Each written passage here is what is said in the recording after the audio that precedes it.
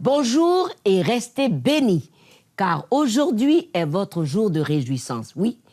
Et vous savez pourquoi? Parce que ces témoignages édifiants que vous allez voir dans cet épisode du Club 700 vont réellement toucher votre vie. Et le pasteur va présenter la première histoire maintenant. Tout à fait, Massi. Présente-nous ça. Tu as tout à fait raison. Oui. En fait, les amis, vous êtes toujours bénis. Et là, vous allez voir comment le Seigneur a le pouvoir de transformer les gens, de les restaurer, de les bénir. Et voici l'histoire de qui? Robert, qui très jeune rêvait d'être un grand sportif, mais il avait une vie complexée, dans sa peau, et mal vraiment dans sa peau, au point de prendre le pistolet de son père un jour pour mettre fin à sa vie. Qu'est-ce qui s'est passé? Suivez. Une fois que tu as attrapé ta première vague, tu sais, tu en tombes amoureux. Je pense que tous ceux qui ont déjà attrapé une vague, il est impossible de ne pas en tomber amoureux. Le voyage, l'aventure. Vous savez, les surfeurs vont dans des endroits fous pour chercher des vagues et vivre des aventures complètement folles. C'est tout ça que j'aimais. Quand Robert McDaniel découvrit le surf à l'adolescence, ce fut comme un point lumineux dans une vie qui était sombre et vide. Je manquais totalement d'assurance. Je ne croyais pas en moi, je ne pensais pas que j'avais de la valeur. À quoi peut bien rimer la vie? Sans la foi en Dieu, je ne trouvais pas de réponse à cette question. Je ne pouvais pas répondre « Quel est mon but dans la vie ?» L'abus de médicaments sur ordonnance lui permettait d'échapper très brièvement à ses pensées, mais le coût était très élevé. Quand j'ai commencé à me droguer, j'ai arrêté le surf. J'ai arrêté tous les sports nautiques et j'ai arrêté la planche à roulettes, tous ces sports extrêmes que j'aimais. J'allais de médecin en médecin pour obtenir des ordonnances. Certains jours, je finissais par prendre 60 pilules en une seule journée. Et malgré cela, je n'ai pas fini à l'hôpital. Ensuite, je suis passé à d'autres drogues, la cocaïne et des drogues de rue. Chaque jour, j'avais des pensées suicidaires. Je n'avais pas d'amis parce que j'avais chassé la plupart d'entre eux. Les pensées suicidaires de Robert finirent par se transformer en tentative de suicide. Je ne voulais juste plus prendre part à la vie. Je suis allé chez ma mère. Je savais que mon père avait des armes dans son placard. Ma mère était là et elle savait qu'il se passait quelque chose. J'avais fermé la porte de leur chambre après mon arrivée. Alors elle a immédiatement appelé la police. Je suis allé dans le placard de mon père. J'ai saisi une de ses armes et commencé à chercher les munitions correspondantes. J'ai trouvé une boîte de cartouches. Mais quasi au même moment, 3 ou 4 policiers ont foncé la porte du placard. J'avais déjà l'arme sur la tempe, et l'un d'eux m'a tiré une balle en caoutchouc sur la main et m'a arraché l'arme. J'ai ensuite été placé dans un établissement correctionnel comportemental pendant 2 semaines. Au fur et à mesure que la drogue sortait de mon organisme, j'ai pu commencer à réaliser que ce n'était pas la vie que je voulais. Toutefois, je ne savais toujours pas quelle vie je voulais. Peu après, Robert prit un café avec un vieil ami qui était chrétien. Je me souviens lui avoir dit que je ne pensais pas pouvoir changer et que je ne pensais pas pouvoir arrêter de faire ce que je faisais. Et il m'a mis au défi. Il m'a dit que je devais donner à Dieu la permission de travailler dans ma vie. Il a dit « Tu as passé une grande partie de ta vie à fuir. Et ce que j'aimerais que tu fasses, c'est d'écrire sur un bout de papier un contrat avec Dieu, en lui disant simplement « Dieu, je te donne la permission de travailler dans ma vie, de changer ma vie. » C'est ce que j'ai fait. Et j'ai écrit « Dieu, fais-le quoi qu'il en coûte. » Voulant désespérément entendre Dieu lui parler, il ouvrit une Bible en Ésaïe et se mit à lire, tandis qu'il rentrait chez lui. J'étais en larmes parce que je voulais tellement que Dieu intervienne dans ma vie. Alors je fermais la porte. J'étais juste au verset qui dit de fermer la porte derrière vous. Je savais que la Bible est un livre volumineux. Et de tout ce que j'aurais pu lire, j'étais tombé sur « Ferme la porte derrière toi, et la colère du Seigneur passera au-dessus de toi. » Je me suis effondré en larmes, parce que je pensais à toutes les mauvaises choses que j'avais faites dans ma vie et tout ce que j'avais volé. Aux mensonges aussi, qui avaient fait partie de ma vie quotidienne, parce que je ne voulais pas dire aux gens que j'étais un toxicomane et que j'avais des problèmes. J'étais devenu une sorte de menteur compulsif. Mais là, dans mon appartement, je me suis effondré au sol et j'ai pleuré. J'avais l'impression que Dieu m'avait rencontré. Et je me souviens avoir pensé que ce livre est réel. Quand je le disais, je me disais, ce livre m'explique comment vivre. Il me dit la clé de la vie. Et cela me semblait si réel. Ça a changé la trajectoire de ma vie. J'étais sur une voie sans issue et je n'allais nulle part. Mais là, ce gars me parle de Dieu. Et Dieu a changé ma vie. Alors, penser à ce moment va toujours me rendre émotif. J'ai trouvé la liberté, j'ai trouvé l'espoir. Ma vie a été renouvelée. Tout à coup, j'avais un but. Vous savez, la Bible nous dit que nous devons porter du fruit. Et c'est devenu la mission de ma vie. C'est devenu mon but. J'avais un Dieu que j'aimais plus que tout, pour lequel je voulais porter du fruit, pour lequel je voulais faire de bonnes œuvres. Je venais de voir Dieu me changer de presque toutes les façons qu'on puisse imaginer. En 2007, Robert vendit tout ce qu'il possédait et rejoignit Surfing the Nations, un groupe de mission humanitaire basé à Hawaï. Après être devenu chrétien et avoir rejoint Surfing the Nations, je me suis dit que ma vie entière avait été rachetée. J'ai compris que Dieu m'avait accordé les désirs de mon cœur. De surfer et voyager dans le monde, c'est ce que je voulais quand j'étais enfant. Et j'ai l'impression que Dieu fait souvent ça quand on se soumet à lui. Il vous redonne vos rêves de façon tout à fait inattendue ou inimaginable. Maintenant, je coach des gens qui ont eu des problèmes de drogue. Je travaille avec des jeunes enfants du monde entier et je les aide à grandir, comme Dieu m'a fait grandir. Le vide qu'il a connu si longtemps a été comblé lorsque Robert remit sa vie entre les mains de Dieu. J'ai une famille, une femme et un fils. J'ai un travail que j'aime. Donne seulement à Dieu la permission de travailler dans ta vie. Parce que c'est comme ça que tout commence. Vous devez permettre à Dieu d'être Dieu. En fin de compte, Dieu est le seul à pouvoir combler votre vide. Merci. Laisse-moi te poser la question un peu. Laquelle? Qu'est-ce qui peut amener un jeune homme qui a grandi dans une famille chrétienne à arriver à ce niveau, comme l'histoire de Robert? Parce qu'à un moment donné, Robert a décroché, comme on dit. Ah, c'est-à-dire? Et il a suivi la foi des parents comme un suiveur, Oui. mais il n'a pas eu vraiment Cette relation personnelle intime avec avec Jésus. Jésus. C'est-à-dire, c'est pas héréditaire. N'est-ce pas? On choisit d'être chrétien. N'est-ce pas? C'est pas On héréditaire. décide de suivre ce Jésus-là. Et Robert a fini par... Et puis les influences Oui, extérieures. voilà. Quand les enfants se retrouvent seuls... Les mauvaises compagnies corrompent les bonnes mœurs, comme la Et Bible là, dit. du coup, il voulait tout par lui, Oui, pour lui. oui. Et puis, il a dégringolé. Mais ce qu'on peut remarquer aussi, c'est la grâce de Dieu. Oh, cette grâce infinie. Source de salut pour tous les hommes. Absolument. Qui nous trouve dans notre bout, dans Oui, notre saleté, oui, oui. et nous ramène. Et il ne faut pas qu'on oublie une chose. Les parents qui savent qu'ils ont une alliance avec Dieu. Avec Dieu, oui. La Bible dit que ceux qui ont la crainte de Dieu, Oui. leurs enfants trouvent refuge en lui. En lui, dans le C'est Seigneur. une grâce. Oui, c'est une grâce. Oui. Et c'est encourageant lorsqu'on voit comment Robert finit aujourd'hui. Absolument. Et là, on remercie le Seigneur. Oui. Vous avez aimé cette histoire, je suis sûr. Peut-être que vous avez des enfants qui sont déjà à un certain niveau, vous ne savez pas quoi faire. Croyez et mettez votre confiance dans le Seigneur. Mais ne nous quittez pas. Pourquoi? Charlemagne Sobia et Massy ont toujours cette série sur le mariage. Suivez.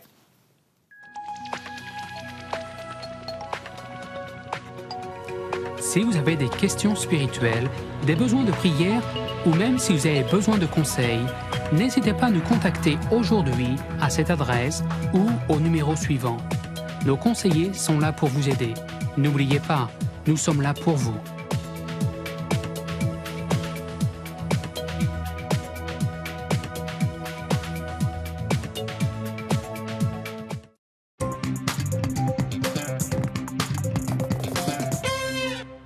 Bienvenue au Club 700 pour la rubrique mariage avec Charlemagne Sobia qui écrit des livres rien que sur le mariage. Vous en voyez un là déjà, on va traiter d'un sujet qui est à l'intérieur. Alors, le thème aujourd'hui, épouse, résignée, révoltée ou rayonnante. Mesdames, à vos carnets parce que on doit en savoir plus. Bonjour Charlemagne. Bonjour Massy. Alors là, vous êtes sur nous, les dames. Oui, il faut être juste.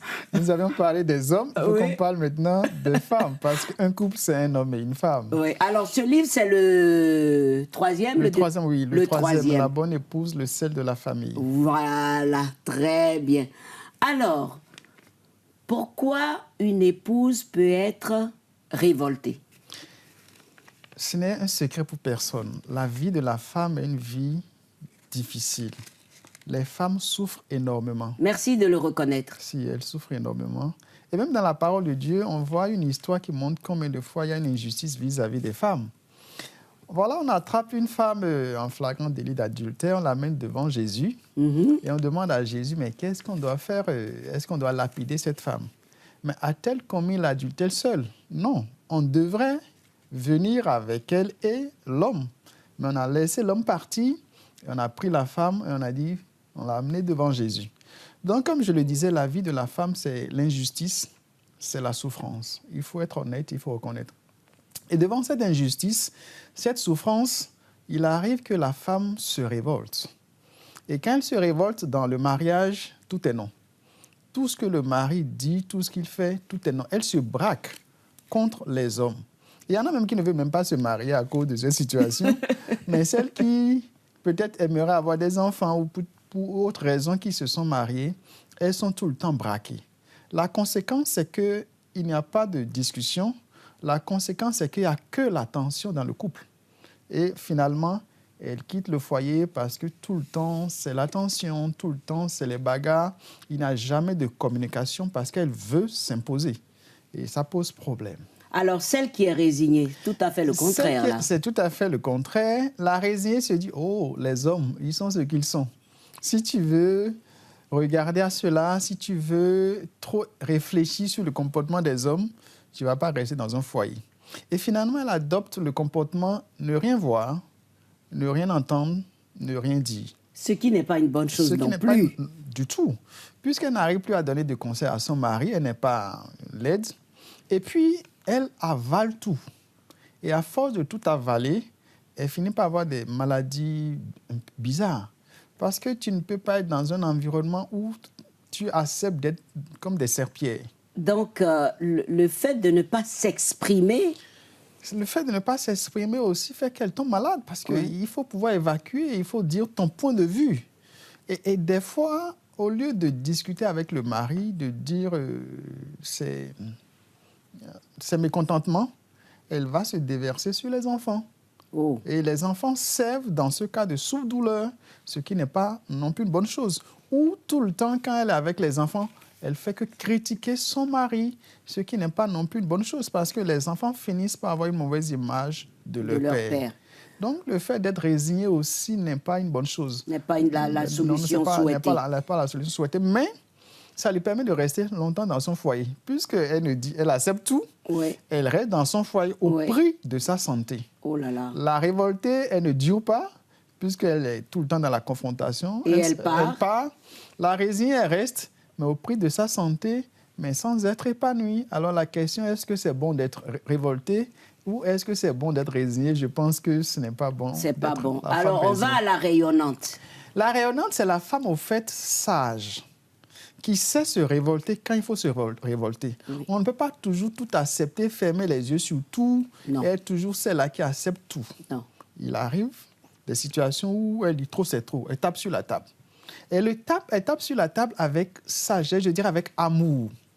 Elle dit la vérité à son mari, mais elle est ferme, mais avec beaucoup d'amour, avec beaucoup de respect. Et de sagesse. Contrairement à la révoltée qui balance, qui dit ce qu'elle pense, comme ça, elle dit ce qu'elle pense, mais tout en restant respectueuse, tout en restant très polie, courtoise vis-à-vis de son mari. Et on l'écoute. On finit par l'écouter. Parce que les hommes que nous sommes, on n'est pas prompts à écouter, mais elle t'oblige, elle t'amène à l'écouter. Parce que comme elle n'a pas l'habitude de se dresser, et quand elle finit par se dresser, on se dit, certainement il y a quelque chose. En plus de ça aussi, il a eu des situations où elle est résignée. Parce qu'il y a des situations sur lesquelles elle dit, oh, c'est pas la peine.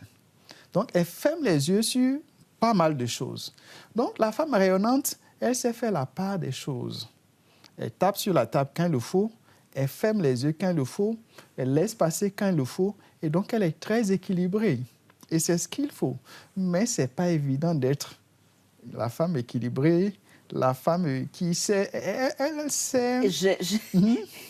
Comment on arrive à ça? Faut nous donner le secret ou la solution. Comment on arrive à être rayonnante, faire les choses comme il faut, quand il faut? Comment on arrive à ça? Il y a plusieurs choses. L'une des choses déjà, c'est d'opter par rapport à cela. La deuxième chose, Dieu nous dit que si quelqu'un manque de sagesse, de lui demander. Très bien. Et lui qui est l'auteur de la sagesse, lui qui est la sagesse, il nous donnera. Très bien. Donc, la femme qui veut être la femme rayonnante, elle va continuellement devant Dieu. Et pour chaque situation, elle demande à Dieu de lui donner la sagesse pour savoir comment se comporter. Très bien. Et Dieu, le Dieu de la sagesse, Dieu lui donne la sagesse. Elle demande à Dieu de l'aider à supporter ce qu'on peut supporter, ce qu'on doit supporter. Et Dieu la transforme et elle arrive à supporter ce qu'on peut supporter. Elle demande la force à Dieu pour avoir le courage, des fois, de regarder aussi son mari dans les yeux, pour dire des fois aussi les quatre vérités, mais avec amour. Donc, c'est une femme qui prie, c'est une femme qui cherche à plaire à Dieu et qui comprend que le vrai mari, c'est Jésus, et que l'homme essaie, mais il ne peut pas être le vrai mari. Et donc, son vrai mari, c'est Jésus, et Jésus l'aide à être la bonne épouse. Donc, c'est une certaine relation avec Dieu, c'est une manière de voir aussi la vie. Du fait qu'elle a une bonne relation avec Dieu, elle a une autre manière de voir la vie. Et le plus important, après tout pour elle, c'est le ciel. Et donc, elle se dit, je suis de passage sur cette terre, supportons ce qu'on peut supporter, faisons tout pour être, je dirais, une femme qui impacte. Et ça me rappelle cette histoire, cette dame qui a son mari qui boit beaucoup l'alcool.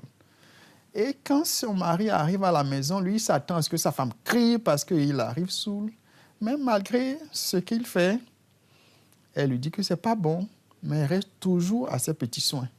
Et ça finit par le marquer. Elle a fini par dire, mais quel est ton secret? Comment tu arrives à me supporter? Je viens souvent. Elle a dit, mon secret, c'est Jésus. Je me dis, je ne sais pas ce que tu deviendras après la mort. Mais je me dis, je ferai tout ce qui est de mon pouvoir pour que le peu de temps que nous sommes ici, tu puisses être heureux. Et je me consacre à Jésus et Jésus m'aide à le faire. Et ça a tellement marqué son mari que son mari a dit, je vais suivre ton Dieu là. Ce Dieu qui te donne la capacité de me supporter avec mes caprices, avec mes défauts. J'aimerais vraiment suivre ce Dieu pour être transformé. Et elle a fini par influencer la vie de son mari. C'est ce que la Bible nous dit. Et il a arrêté de boire. Il a arrêté. Progressivement, il a accepté Jésus et progressivement, il a arrêté de boire. Donc, la femme rayonnante est une femme qui influence son mari sans avoir l'air. Et c'est en cela, dans mon livre, je parle du sel de la famille. Le sel ne fait pas de tapage, mais il influence. Donc, la femme rayonnante, elle ne fait pas de tapage. Elle a l'air d'être effacée, mais très efficace. Et sûre d'elle. Et sûre d'elle. Parce qu'elle sait que derrière, il y a Jésus qui est là. Et c'est à ça qu'on doit aspirer. On ne doit pas être des gens qui crient pour crier, des gens qui font le tapage. Non. Si vous êtes tout le temps dressé contre votre mari, l'homme, c'est l'orgueil, hein? L'homme petit H, il va aussi, pas à cause de son orgueil, il va aussi se dresser contre vous et ça va être la confrontation. Mais dans la douceur, sans avoir l'air, mais finalement, c'est toi qui as le dernier mot parce que derrière, il y a Jésus. Ah, je pense que Mme Sobia a vraiment fait le bon travail aussi pour vous amener à être... Je ne peux que dire ça. Oui. Honnêtement, en toute honnêteté, si je suis ce que je suis, c'est en grande partie grâce à ma femme. Elle a joué un grand rôle dans ma vie. Je lui suis vraiment reconnaissant et je prie tout le temps pour que Dieu la bénisse en retour. C'est une bonne épouse. Merci, merci. Eh bien, c'est ce que chaque mari souhaite pour son épouse. Il vient de rendre hommage à Mme Sobia et notre souhait, c'est que votre époux aussi puisse reconnaître tous les bienfaits. Alors, rendez-vous encore une autre fois avec Charlemagne et l'émission continue. Ne nous quittez pas tout de suite.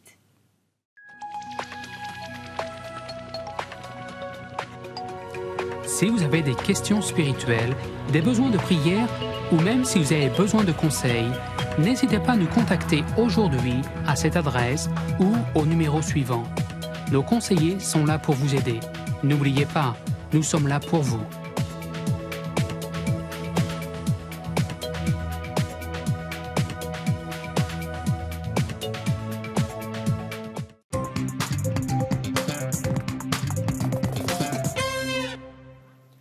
De nouveau avec vous au Club 700. Et je sais que vous êtes contents. Captivante et puissamment instructive est l'histoire de Jonas. Dans la Bible, son extraordinaire aventure le place dans des situations les plus diverses. Nous le voyons s'enfuir à Tarsis, loin de la face de l'Éternel. Tant la mission d'aller à Ninive le rebute. Croyant pouvoir échapper à l'appel de Dieu, il s'embarque et vogue vers un cap aussi éloigné que possible du lieu où la parole de l'Éternel l'avait envoyé. C'est le cas de la plupart de nous. On aime prendre la direction opposée lorsque Dieu nous envoie de l'autre côté. La direction qu'il emprunte ainsi se situe à l'opposé de celle que Dieu lui avait prescrite. Jonas n'avait pas prévu le drame qui l'attend. C'est toujours comme ça. Nous décidons certaines choses, mais nous n'avons pas prévu ce qui est devant. Mais Jonas avait fait 2 prières qui sont l'expression de 2 états d'âme, l'homme d'esprit et l'homme de chair. Le contraste entre ces 2 prières du même homme est celui de l'esprit et de la chair. Lorsque l'angoisse et la détresse étreignent le cœur, que la chair tremble d'effroi, l'humilité apparaît. L'esprit est libre et le cœur s'éveille à la vie. Et la prière juste et fervente monte vers Dieu. C'est pourquoi le chrétien doit toujours rechercher l'humilité s'il lui arrive de laisser monter l'orgueil en son cœur. Sa prière sera abominable. À chaque fois que vous laissez l'orgueil monter dans votre cœur, votre prière devient une abomination. La chair ne peut jamais, jamais accomplir la volonté de Dieu. Aussi doit-elle être tenue crucifiée sous l'emprise de l'orgueil. L'homme devient incapable de prier. Sachons-nous humilier en tout temps sous la puissante main de Dieu et comprenons ses miséricordes, car Christ est mort pour beaucoup. Ne regardons pas nous-mêmes très souvent, mais à Christ et réjouissons-nous de l'amour de notre divin Sauveur. Ah, c'est formidable, n'est-ce pas les amis? Il ne faut pas être Jonas. Il ne faut pas aller de l'autre côté. Il faut rester là où Dieu veut. Alors je dis, Seigneur, je m'arrête maintenant. Même en suivant cette petite parole que le pasteur donne, je voudrais m'arrêter ici et faire la paix avec toi. Et je veux faire la paix maintenant, Seigneur. Viens dans ma vie. Pardonne-moi mon orgueil, ma rébellion. Pardonne-moi mon indépendance et change ma vie, Jésus. Comme tu as changé la vie de plusieurs dont je regarde les témoignages dans ces histoires du Club 700. Merci parce que tu es fidèle. Amen. C'est la prière d'un enfant. Je vous ai amené juste faire la prière d'un petit enfant parce que Dieu nous prend comme ça. Et il est amour. Et il est vraiment amour. Soyez vraiment bénis. Alors, merci. Amen, pasteur. Les amis, regardons l'histoire extraordinaire du petit Eric qui a vécu vraiment dans la misère en tant qu'orphelin dans les rues du Kenya, affamé. Il ne savait pas quoi faire ni quoi devenir. Mais regardez ce que le Seigneur peut faire. Aujourd'hui, grâce en partie à l'aide apportée par Orphan's Promise de CBN, Eric rêve de devenir avocat. Mais il y a quelques années à peine, son seul objectif était de survivre. Après la mort de mes parents, je suis allé vivre chez mon oncle. Ma tante ne voulait pas de moi et m'a traité comme un domestique. Elle ne m'a ni nourri ni habillé. Un jour, un professeur, qui voyait bien qu'il était affamé, lui donna du pain. Quand sa tante l'a pris, elle fut prise de colère. Ce jour-là, elle m'a battu avec le talon de sa chaussure. J'en ai encore une cicatrice au-dessus de l'œil. Je me suis enfui plusieurs fois et j'ai dormi par terre dans des échoppes abandonnées. C'était dans ce genre d'endroit que tu te réfugiais lorsque tu fuguais? Oui, c'est dans ce genre d'endroit. C'était comment la nuit? C'était très froid. J'ai prié Dieu d'intervenir dans ma situation. Sa tante l'emmena finalement dans un foyer pour enfants soutenu par Orphan's Promise de CBN. Là, nous avons donné à Eric tout l'amour et les soins dont il avait désespérément besoin. Je n'aurais jamais pensé avoir la vie que je vis maintenant. Être ici m'a redonné la joie de vivre.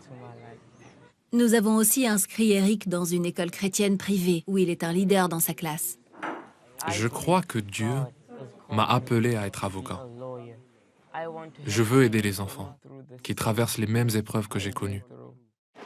Avec l'aide d'Orphan's Promise de CBN, Eric a récemment déménagé aux États-Unis. Salut Eric, comment vas-tu?